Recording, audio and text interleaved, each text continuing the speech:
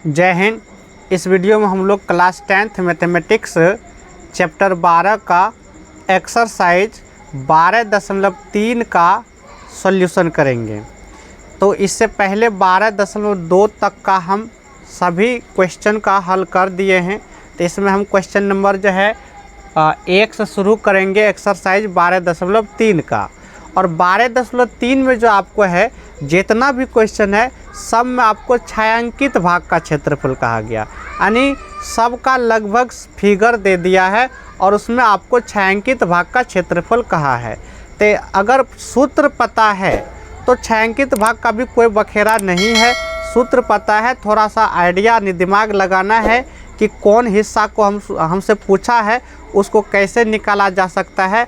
अगर ये चीज़ सोच पाते हैं तो आराम से निकाल सकते हैं। तो चलिए स्टार्ट करते हैं और देखते हैं क्वेश्चन नंबर 1।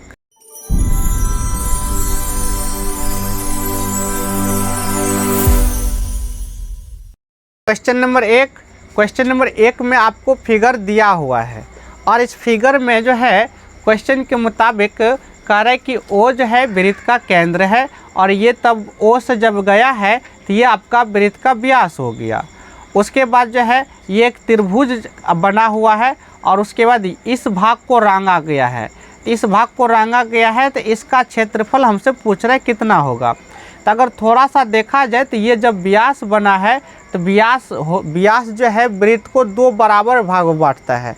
तब तो हम कह सकते हैं कि ये जो है ये आपका आधा वृत्त हुआ। तो आधा वृत्त है तो आधा वृत्त का क्षेत्रफल निकाल लेंगे। तो लेकिन आधा वृत्त का निकालेंगे तो ये आपका पूरा हो जाएगा, उसमें से हमको इस त्रिभुज वाला हिस्सा नहीं चाहिए। तो हम क्या करेंगे, अर्धवृत्त के क्षेत्रफल में इस त्रिभुज वाला हिस्सा का क्षेत्रफल घटा देंगे तो हमसे जो है ये छायांकित भाग का क्षेत्रफल निकल जाएगा। लेकिन समस्या अब कहाँ होगा देखते हैं। तो क्वेश्चन में आपको दिया है पी क्यू जो है वो 24 सेंटीमीटर है। ये पी क्यू ये वाला आपको दिया है 24 सेंटीमीटर। उसके बाद पी आर ये वाला पी आर ये दिया आपका 7 सेंटीमीटर। तो त्रिभुज का क्षेत्रफल निकालें तो 1/2 गुना आधार गुना ऊंचाई होता है। लेकिन समस्या ये है कि इस त्रिभुज में ना तो आपको ऊंचाई के बारे में कुछ संकेत किया है ना तो और आधार के बारे में कोई संकेत किया है। कहने का अर्थ ये हुआ ना तो इसको हम ऊंचाई मान सकते हैं ना तो इसको मान सकते हैं, क्योंकि क्वेश्चन में त्रिभुज में वैसा कोई संकेत नहीं दिया है। दूसरी बात कि अगर वृत्त का क्षेत्रफल निकालेंगे यानी अर्धवृत्त का तो क्या होगा, पाई आर स्क्वायर बटे 2 कर देंगे तो अर्धवृत्त का हो जाएगा। लेकिन पाई तो मालूम है, आर इसमें आपको नहीं मालूम है क्योंकि ये व्यास भी नहीं दिया है। अगर व्यास दिया रहता तो उसका आधा कर देते तो त्रिज्या निकल जाता। तो यहाँ लफड़ा ही लफड़ा है, ना तो आपको आर दिया है और ना ही इस त्रिभुज में आपको ऊंचाई के बारे में कुछ कहा है। तो फिर क्या करेंगे, कैसे निकालें। तो इसके लिए आपको अगर नम्मा में वृत्त चैप्टर पढ़े हैं तो वहाँ एक थ्योरम है कि एक ही वृत्तखंड के किसी चाप के द्वारा केंद्र पर बना कोण और वृत्त पर बने कोण का 2 गुना होता है। और इसी थ्योरम के मदद से ये स्पष्ट हो जाता है, प्रूव्ड हो जाता है कि अर्धवृत्त का कोण समकोण होता है। अगर ये बात आपको याद है नम्मा वाला बात तो फिर ये क्वेश्चन को तुरंत बना लेंगे। क्या बोले, अर्धवृत्त का कोण समकोण होता है। अब देखिए जब ये व्यास है तो व्यास है तो आधा हुआ, तो आधा वृत्त का जितना भी कोण बनेगा सब समकोण होगा। अगर थोड़ा सा समझें तो मान लेते ये आपका वृत्त है और इसका ये व्यास है और व्यास है तो ये हो गया आपका आधा वृत्त। अब इस आधा वृत्त के द्वारा जितना भी कोण बनेगा इस तरह से, जैसे ये कोण बना, ये कोण बना, इस तरह से जितना भी कोण बनेगा सब के सब समकोण होगा, यानी ये सब 90 डिग्री होगा सब। दूसरी बात ये सब बराबरे होता है, यानी एक ही वृत्तखंड के कोण बराबर होता है, ये भी 90 में है। तो यहाँ ध्यान से देखिए ये आपका व्यास है तो ये आधा वृत्त बनेगा, तो आधा वृत्त के द्वारा बना कोण ये जो है यह 90 होगा। जैसा कि हम यहाँ कह रहे हैं कि ये जो आधा वृत्त है इसके द्वारा जो कोण बनेगा यहाँ समकोण होगा। तब तो उसी तरह यहाँ सोचिए ये आधा वृत्त है तो इसके द्वारा जो ये कोण बना वृत्त पर, यहाँ कितना होगा, समकोण होगा। तो यहाँ से हमको पता चल गया कि ये 90 डिग्री है, और 90 डिग्री का मतलब पता ही है, एक दूसरे से बिल्कुल लंबवत यानी बिल्कुल सीधा होता है। तो ऊंचाई का काम ये करेगा और आधार का ये, तो कोई ज़रूरी नहीं है ऊंचाई या आधार, हम किसी को भी ऊंचाई और आधार मान सकते हैं। बस ये पता करना था कि ये बिल्कुल समकोण पर है या नहीं है। तो हमको पता चल गया ये समकोण पर है। अब जब समकोण पर है तो ये भी पता चल गया कि ये जो PQR देख रहे हैं ये आपका समकोण त्रिभुज है। जब समकोण त्रिभुज है तो हम इसके मदद से, पाइथागोरस के प्रमेय के मदद से हम ये QR आराम से निकाल सकते हैं। और जैसे QR निकलेगा तो आपका व्यास निकल जाएगा, और व्यास का आधा कर देंगे तो त्रिज्या निकल जाएगा। लेकिन जब ट्रिपलेट अगर याद है, तो आप देख के ही बता सकते हैं कितना होने वाला है। ये आपका 24 दिया है, ये 7 दिया है, तो एक ट्रिपलेट होता है 7, 24, 25। इसका मतलब है कि ये 25 होने वाला है।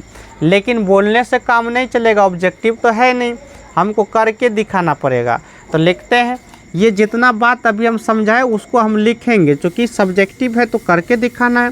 तो यहाँ लिखेंगे, चूँकि अर्धवृत्त के कोण जो है समकोण होता है। ये बात तो पहले याद रखना है कि आधा वृत्त का जो कोण है वो समकोण होता है। तब तो हम स्पष्ट एक चीज़ क्लियर कर दिए कि इसका मतलब ये जो कोण है RPQ या फिर QPR जो है ये आपका समकोण होगा, यानी कि 90 डिग्री। जब ये 90 डिग्री हो गया तो हम कह सकते हैं PQR जो एक समकोण त्रिभुज है। तो इसीलिए हम कह सकते हैं त्रिभुज PQR एक समकोण त्रिभुज है। तो जब समकोण त्रिभुज है तो तब तो एक चीज़ क्लियर है, पाइथागोरस प्रमेय से हमको पता है कर्ण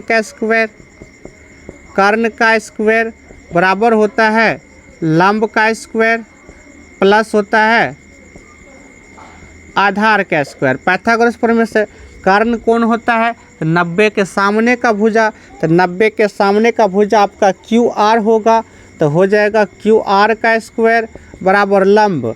तो आप किसी को भी लंब मान सकते हैं, इसको भी मान सकते हैं, इसको भी मान सकते हैं, कोई दिक्कत नहीं है। तो अगर इसी को माने तो PR का स्क्वायर प्लस में आपका हो जाएगा PQ का स्क्वायर। अब इसमें मान पुट कर दीजिए, QR पता नहीं है तो इसको रहने दीजिए, PR पता है, PR 7 है तो 7 का स्क्वायर, और PQ पता है 24 तो 24 का स्क्वायर। तो ये हो जाएगा 49 और ये हो जाएगा आपका 576। और दोनों को अगर हम जोड़ दें तो जोड़ देंगे तो हो जाएगा 625 हो जाएगा आपका। 9 6 15, 7 4 11, 1 12 और 5 1 6, 625 हो जाएगा। तो QR आपका हो जाएगा 625, और ये वर्ग है, इधर करेंगे वर्गमूल, और 625 का वर्गमूल हो जाता है 25। तो यहाँ से हमको पता चल गया ये जो QR देख रहे हैं ये 25 है, और QR जो है वृत्त का व्यास है। तो व्यास है तो यहाँ से हम त्रिज्या निकाल लेंगे। तो यहाँ से त्रिज्या अगर निकालें तो त्रिज्या आपका हो जाएगा, आपका R बराबर हो जाएगा 25 बटे हो जाएगा 2 सेंटीमीटर। अब हमको जो चीज़ चाहिए वो सब निकाल चुके हैं। क्या क्या निकाल लिए? R निकाल लिए, उसके बाद समकोण त्रिभुज पता चल गया, तो 1/2 गुना आधार गुना ऊंचाई लगा देंगे, वो भी हो जाएगा। तो जितना चीज़ चाहिए था हम निकाल लिए। अब इसका क्या करेंगे, छायांकित भाग का क्षेत्रफल आराम से निकाल सकते हैं। तो देखते हैं अब छायांकित भाग का क्षेत्रफल क्या होगा। अब हम जो है इसका छायांकित भाग का निकाल सकते हैं आराम से। अभी हम हल करके निकाल लिए हैं। QR 25 सेंटीमीटर निकला और R हमको पता चला 25/2 सेंटीमीटर है। तो हम लिखेंगे अब, अतः छायांकित भाग का क्षेत्रफल। अब ध्यान से आपको देखना है छायांकित भाग का क्षेत्रफल कैसे निकलेगा। यहाँ से लिख देते हैं, आपको यहाँ से ही भी लिख सकते हैं। तो छायांकित भाग का क्षेत्रफल कैसे निकलेगा, तो क्या बोले, ये आधा वृत्त हुआ आपका, तो अर्ध वृत्त के क्षेत्रफल में इस समकोण त्रिभुज का क्षेत्रफल घटा देंगे तो निकल जाएगा। तो लिखेंगे अर्ध वृत्त का क्षेत्रफल में घटा देंगे समकोण त्रिभुज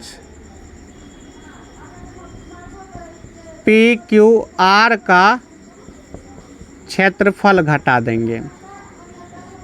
तो अर्धवृत्त का क्षेत्रफल क्या होता है, तो वृत्त का क्षेत्रफल क्या होता है, तो पाई आर स्क्वायर। आधा कह रहा है तो बटे 2 कर दीजिए या फिर 1/2 शुरू में लिख दीजिए, बात वही है।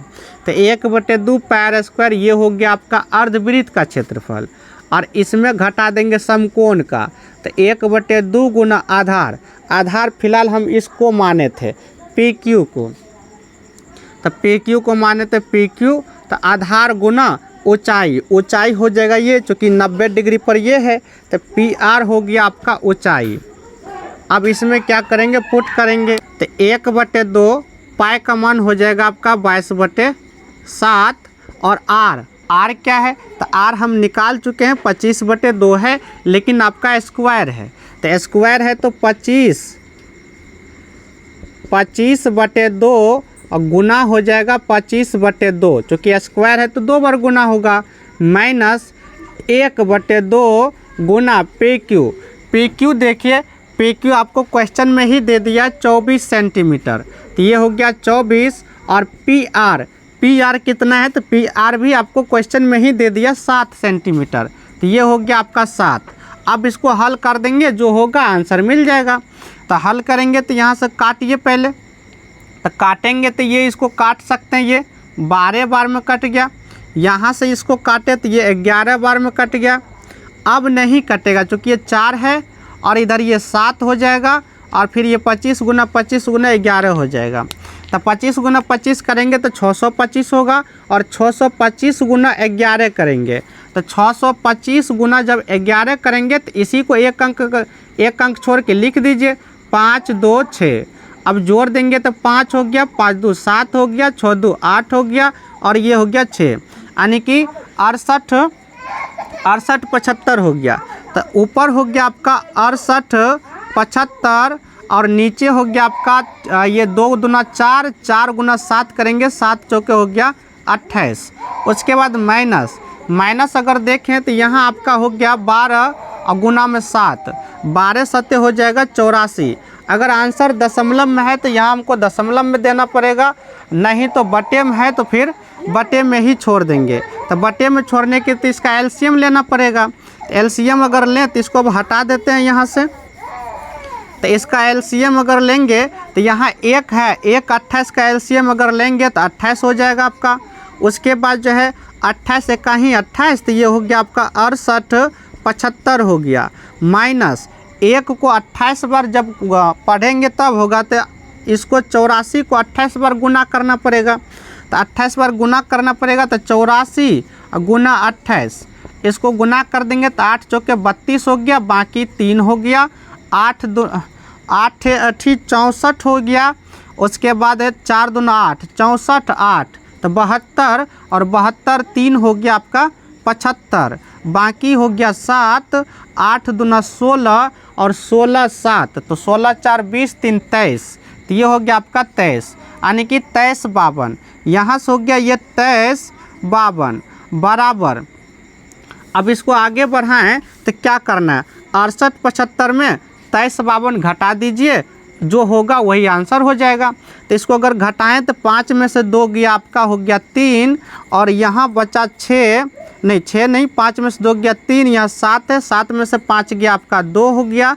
उसके बाद 8 में से 3 गया 5 हो गया, और 6 में से 2 गया 4 हो गया, और बटे में क्या है 28, तो बटे में 28 है। तो यही आपका आंसर है क्वेश्चन में, आदि किताब में जो आपको दिया है आंसर बटे में ही दिया है, इसीलिए हम बटे में ही छोड़ देंगे। और उसके बाद यूनिट की बात करें तो सेंटीमीटर में है, तो ये हो जाएगा सेंटीमीटर स्क्वायर, तो यही हुआ आपका फाइनल आंसर। अगर इसको हम देखें तो क्या कह रहा था, क्वेश्चन में आपको ये फिगर दिया है और इसमें कहा था कि ये छायांकित भाग का क्षेत्रफल निकालें, और ये त्रिभुज जो दिया है इस त्रिभुज के बारे में आपको कुछ भी नहीं कहा था ये कौन त्रिभुज है, लेकिन अपना दिमाग लगाना पड़ेगा। इसमें ये आपको 24 दिया था, ये 7 दिया था, और ये जो है फिगर के अनुसार ये आपका व्यास था।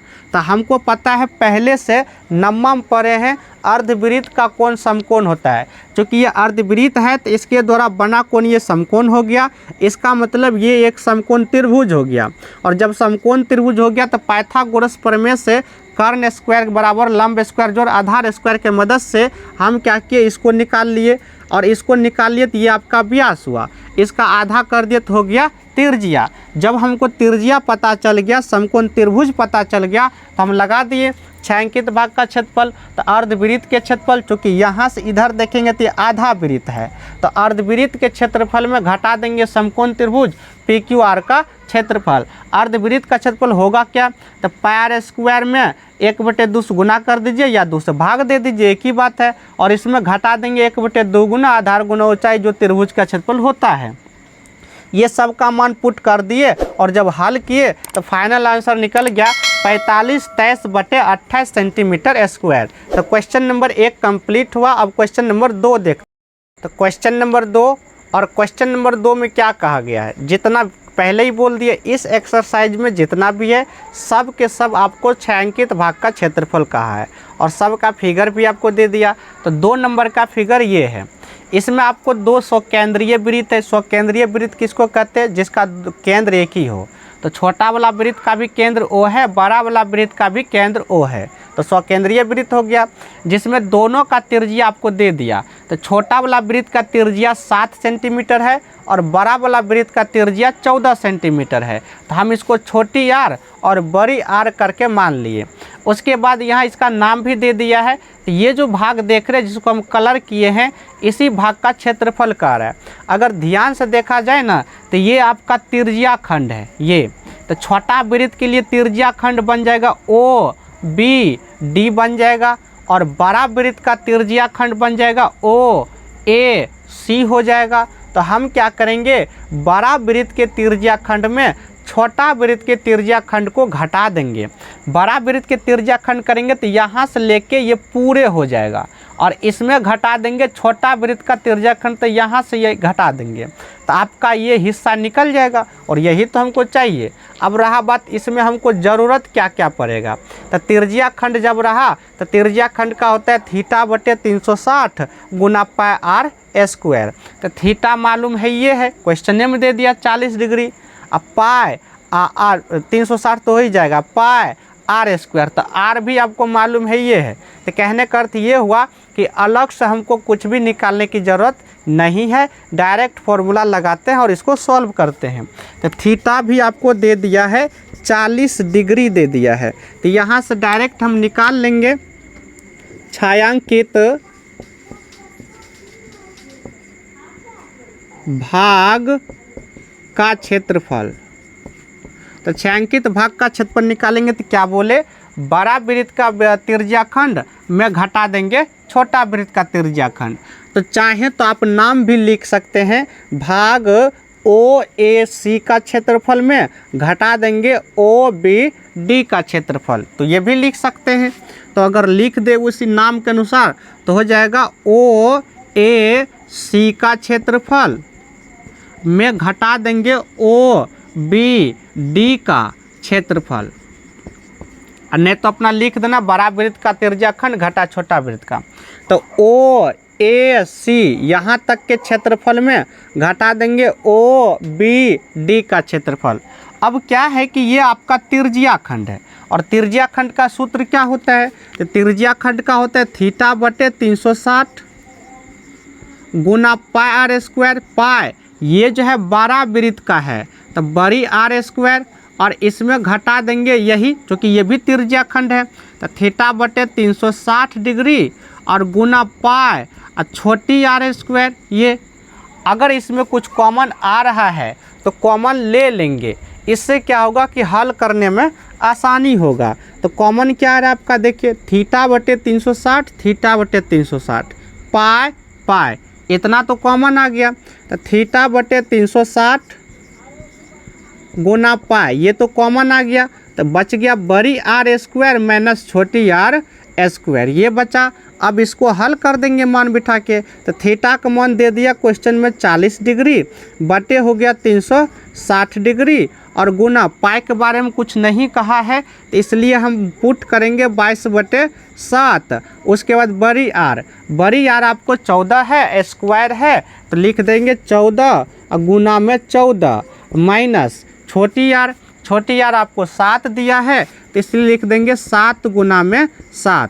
अब इसको आगे बढ़ाना है तो यहाँ से देखिए ये 0 0 समाप्त, 4 9 36, तो 4 एक कहीं 4, 4 9 36, ये कट गया। अब ये देखिए यहाँ से नहीं कटने वाला है, तो ऊपर में हो गया आपका 22 और नीचे में हो गया 63। तो ऊपर हो गया 22, नीचे हो गया आपका 63। अब रहा बात यहाँ, इसको एक लाइन बढ़ा देते हैं, 14 गुना 14 करेंगे 196, और इधर हो गया आपका 7 गुना 7 49। आगे बढ़ाएं तो 22 बटे हो गया आपका 63 गुना 196 में 49 घटा देंगे। तो घटा देंगे तो 16 में से 9 गया तो 9 7 16, यहाँ बचा 8, 8 में से 4 घटा देंगे 4, अब ये हुआ 1 यानी 147। तो अगर देखा जाए तो ये 7 से आपको कट जाएगा, तो इस 7 इसको काट देते हैं। तो 7 9 हो गया आपका 63, उसके बाद जो है 7 दूना 14, 7 कहीं 7, ये कट गया। तो अब क्या है कि ये 21 भी फिर 3 से कट जाएगा, इसको काट सकते 3 से काटेंगे तो 3 7 21 और 3 तिया हो गया 9। तो नीचे में आपका बचा 3 और ऊपर में बच गया आपका 22 गुना में 7। तो 22 गुना 7 करेंगे, आपका 22 गुना 7 करेंगे तो 154 हो जाएगा। तो 154 और बटे में क्या है आपका 3, तो ये आपका फाइनल आंसर बनेगा 154/3। अब यूनिट की बात करें तो यूनिट आपका सेंटीमीटर है, तो सेंटीमीटर हो जाएगा स्क्वायर। तो इस क्वेश्चन में ज़्यादा कुछ भी बखेरा नहीं है, क्योंकि अलग से हमको कुछ निकालने की ज़रूरत नहीं है। ये आपका फिगर दिया था, छोटी आर छोटा वृत्त का त्रिज्या दे दिया 7 है, बड़ा वृत्त का त्रिज्या दे दिया 14, और कोण आपको दे दिया 40 डिग्री। तो हमसे पूछ रहा था ये छायांकित भाग का क्षेत्रफल। तो यहाँ से देख रहे हैं तो ये बड़ा वृत्त खंड का बड़ा वृत्त का त्रिज्या खंड का क्षेत्रफल में छोटा वृत्त का त्रिज्या खंड का घटा देंगे। कहने का मतलब ये है कि OAC का क्षेत्रफल में OBD का क्षेत्रफल घटा देंगे तो ये निकल जाएगा, वही लिखे। और ये है त्रिज्या खंड, तो त्रिज्या खंड का फॉर्मूला लगा दिए, यहाँ से कॉमन आ रहा था कॉमन ले लिए, सबको पुट कर दिए और हल कर दिए, तो फाइनल आंसर निकल गया मेरा 154/3 सेंटीमीटर स्क्वायर। तो क्वेश्चन नंबर 2 जो है ये कंप्लीट हुआ। अब हम क्वेश्चन नंबर 3 देख लेते हैं। तो क्वेश्चन नंबर 3, और क्वेश्चन नंबर 3 में आपको ये फिगर दिया हुआ है, और इसमें वही छायांकित भाग का क्षेत्रफल निकालना है। तो छायांकित भाग का क्षेत्रफल कैसे निकलेगा, तो देखिए ध्यान से, क्वेश्चन के मुताबिक कह रहा है ये जो ABCD देख रहा है ये आपका एक वर्ग है, और इस वर्ग का भुजा दे दिया 14 सेंटीमीटर। उसके बाद कहा है कि ये जो वर्ग जो देख रहा है इसका 2 भुजा जो देख रहा है, ये दोनों भुजा जो है इसको क्या किया, व्यास मानकर आधा वृत्त इधर से घुमा दिया, आधा वृत्त इधर से घुमा दिया। कहने का मतलब ये हुआ कि ये दोनों अर्धवृत्त है। तो हमसे कहा है कि तब ये छायांकित भाग का क्षेत्रफल निकालिए। अब इसमें क्या क्या चाहिए पहले वो देख लीजिए, जो चीज़ चाहिए वो निकाल लीजिए। अगर निकाला हुआ है तो फिर दिक्कत नहीं है, डायरेक्ट सूत्र लगाना है। तो देख लेते हैं, अगर छायांकित भाग का निकालना है तो क्या निकालना पड़ेगा, वर्ग का क्षेत्रफल। तो जब वर्ग का निकालेंगे तो ये पूरे भाग का क्षेत्रफल हो जाएगा। और इसमें हम क्या करेंगे, ये वाला अर्धवृत्त इसका क्षेत्रफल और ये वाला अर्धवृत्त इसका क्षेत्रफल, दोनों को हम क्या करेंगे, घटा देंगे। तो आपका जो शेष भाग बचेगा वो छायांकित भाग बच जाएगा। तो सिंपल है, वर्ग के क्षेत्रफल में 2 गुना अर्धवृत्त का क्षेत्रफल घटा देंगे। 2 से क्यों गुना करेंगे, क्योंकि दोनों अर्धवृत्त बराबरे होगा। ये भी 14 सेंटीमीटर भुजा वाले वृत्त पर भुजा पर बना है, ये भी 14 सेंटीमीटर, यानी दोनों बराबरे है, इसलिए सीधा हम 2 गुना कर देंगे। अब यहाँ से देखिए वृत्त के क्षेत्रफल जब निकालेंगे तो उसके लिए चाहिए R। तो आर आपको क्वेश्चन में नहीं दिया तो आर निकालना पड़ेगा। तो देखिए, तो यहाँ जो है हम आर अगर निकालें तो फिगर आप देखिए पता चल जाएगा। आर क्या निकलेगा, ये चूँकि व्यास का काम कर रहा है तो हमको पता है व्यास का आधा होता है आर, तो हो जाएगा कितना 7 सेंटीमीटर। और वर्ग का क्षेत्रफल निकालेंगे तो भुजा गुना भुजा कहिए या भुजा स्क्वायर कहिए। तो भुजा पता है ये है, आर पता चलिए गया, अब डायरेक्ट निकाल लेते हैं। तो यहाँ से लिखेंगे छायांकित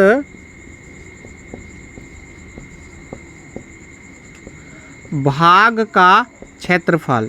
तो छायांकित भाग का क्षेत्रफल कैसे निकलेगा, तो वर्ग ABCD का क्षेत्रफल यानी वर्ग का क्षेत्रफल, इसमें घटा देंगे 2 गुना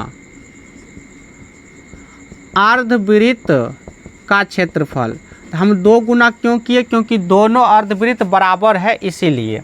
अब इसमें क्या करेंगे, लगा देते हैं। तो वर्ग का क्षेत्रफल होता है भुजा गुना भुजा यानी भुजा स्क्वायर, तो भुजा गुना भुजा, उसके बाद माइनस 2 गुना अर्धवृत्त। तो वृत्त का क्षेत्रफल क्या होता है, तो पाई आर स्क्वायर, इसमें बटे 2 कर दीजिए या फिर 1/2 से गुना कर दीजिए, तो यही हुआ अर्धवृत्त का क्षेत्रफल।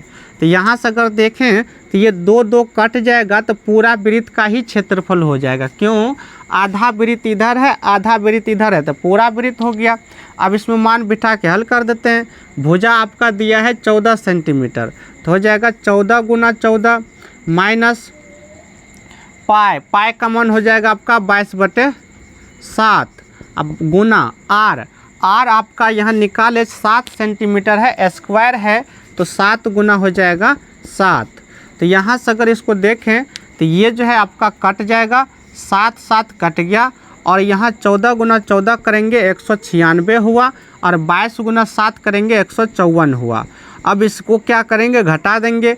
5 6 में से 4 गया 2 हो गया, 9 में से 5 गया 4 हो गया, और 1 तो समाप्त हो गया, तो 42 हो गया। और सेंटीमीटर है तो सेंटीमीटर स्क्वायर। इसमें ज़्यादा कुछ भी तामझाम नहीं था, ये क्वेश्चन दिया था। इसमें अगर देख रहे हैं तो पूरे वर्ग के क्षेत्रफल में ये दोनों अर्धवृत्त का क्षेत्रफल घटा दीजिए तो आपका छायांकित का निकल जाएगा। तो वही हम किए, वर्ग का क्षेत्रफल में 2 गुना अर्धवृत्त का घटा दिए, वर्ग का भुजा गुना भुजा माइनस 2 गुना अर्धवृत्त का 1/2 पाई आर स्क्वायर। 2 कट गया, यहाँ सबका मान पुट किए, मान पुट करने के बाद हल आंसर निकल गया फाइनल 42 सेंटीमीटर। तो क्वेश्चन नंबर 3 का जो है आंसर 42 सेंटीमीटर निकला, और क्वेश्चन नंबर 3 कंप्लीट होता है। अब देखते हैं क्वेश्चन नंबर 4। क्वेश्चन नंबर 4 और क्वेश्चन नंबर 4 जो है ये 4 का फिगर ये रहा, और इसमें भी वही बात छायांकित भाग का क्षेत्रफल, लेकिन क्वेश्चन क्या कर रहा है वो भी समझना है। क्वेश्चन के मुताबिक कह रहा है ये जो देख रहे OAB ये आपका एक समबाहु त्रिभुज है, और इसका भुजा दे दिया आपको 12 सेंटीमीटर। तो सोचो समबाहु त्रिभुज है तो सब भुजा बराबर होगा। उसके बाद क्या कहा कि इसमें O को केंद्र माना है, और इस भुजा का आधा का मतलब 6 सेंटीमीटर। कह रहा है इस भुजा का आधा अर्थात 6 सेंटीमीटर लेके एक वृत्त घुमा दिया है। तो 6 सेंटीमीटर एक वृत्त घुमा दिया, तो सोचो ये एक आपका एक वृत्त हो गया। तो क्या किया, इसमें पूरे को रांग दिया है। तो पूरे को रांग दिया है तो हमसे पूछा है कि बताइए इसका क्षेत्रफल कितना होगा। अब दिमाग लगाओ कैसे निकलेगा। अगर हम समबाहु त्रिभुज का क्षेत्रफल लगाते हैं तो समबाहु त्रिभुज का क्षेत्रफल याद है तो हो जाएगा। तो समबाहु त्रिभुज कहता है √3/4 गुना भुजा स्क्वायर। तो भुजा पते है तो इसमें कोई दिक्कत वाला बात नहीं है। उसके बाद क्या करेंगे, जब समबाहु का लगाए तो ये तो आपका पूरे हो गया। अब अगर हम इसमें वृत्त का क्षेत्रफल लगाएं तो वृत्त के क्षेत्रफल लगाएं तो ये भी आपका पूरे हो गया। अब सोचो त्रिभुज का लगाए तो ये वाला हिस्सा पहले ये आ गया, और वृत्त का लगाएंगे तो ये वाला हिस्सा दोबारा आ गया, तो हमको घटाना पड़ जाएगा फिर ये वाला हिस्सा त्रिज्या खंड का क्षेत्रफल। नहीं तो एक उपाय है, त्रिज्या खंड 2 होता है, एक होता है आपको लघु त्रिज्या खंड, एक होता है दीर्घ त्रिज्या खंड। हम एक के बार में काम चला सकते हैं। कैसे, इस समबाहु त्रिभुज का क्षेत्रफल ले लेंगे, उसके बाद हम ये बाहर वाला त्रिज्या खंड ले लेंगे, और बाहर वाला आपका दीर्घ त्रिज्या खंड है। तो क्या करेंगे, समबाहु त्रिभुज के क्षेत्रफल में घटा देंगे दीर्घ त्रिज्या खंड का क्षेत्रफल। लेकिन सोचो, चाहे दीर्घ त्रिज्या खंड हो या फिर लघु त्रिज्या खंड हो, थीटा तो चाहिए। जब तक थीटा नहीं निकलेगा तो फिर काम नहीं होगा। थीटा आपको क्वेश्चन में दिया ही नहीं, तो इसके लिए तुमको अपना दिमाग लगाना पड़ेगा। क्या लगाना पड़ेगा, तो हमको पता है कि ये क्वेश्चन में ही कह दिया कि ये जो ओ ए बी देख रहा है एक समबाहु त्रिभुज है, और समबाहु त्रिभुज का प्रत्येक कोण होता है 60 डिग्री। तो यहाँ से पता चल गया कि ये जो अंदर वाला जो कोण देख रहा है ये आपका 60 डिग्री है, ये 60 डिग्री है। लेकिन अगर हम दीर्घ त्रिज्या खंड का निकालेंगे तो सोचो, दीर्घ त्रिज्या खंड के लिए 360 डिग्री में ये 60 घटा देंगे तो 300 डिग्री निकलेगा, तो वो आपका दीर्घ के लिए निकल जाएगा। तो हम दीर्घ का ही प्रयोग कर लेते हैं, चूँकि आसान होगा, नहीं तो 2 बार हमको लिखना पड़ जाएगा। एक बार वृत्त का क्षेत्रफल लिखेंगे, एक बार फिर त्रिज्या खंड का लिखेंगे, तो हम एक ही बार में काम कर लेंगे। तो यहाँ से अगर बाहर वाला निकाल ले कोण, तो थीटा कितना होगा, तो 360 डिग्री में घटा देंगे ये अंदर वाला, तो अंदर वाला 60 डिग्री, तो हो जाएगा आपका 300 डिग्री। तो ये जो हम निकाले ये दीर्घ के लिए निकाल रहे हैं, ठीक है। और उसके बाद वृत्त का त्रिज्या आपको दे दिया 6 सेंटीमीटर, और इसका भुजा यहाँ दिखाई दे ही रहा है जो कि 12 है। तो हम निकालते हैं, अब देख लेते हैं छायांकित भाग का क्षेत्रफल। तो छायांकित भाग का क्या होगा, तो छायांकित भाग का क्षेत्रफल। तो हम क्या बोले, हम यहाँ दीर्घ त्रिज्या खंड के लिए थीटा निकाले हैं, तो हम उसी का प्रयोग करेंगे। आप बोले तो लघु का अगर प्रयोग करते हैं तो उसके लिए वृत्त के क्षेत्रफल में इसको घटाना पड़ेगा, तो 3 बार हो जाएगा, 3 जगह हल करना पड़ेगा, ठीक है। तो हम डायरेक्ट कर रहे हैं, तो हो जाएगा आपका समबाहु त्रिभुज,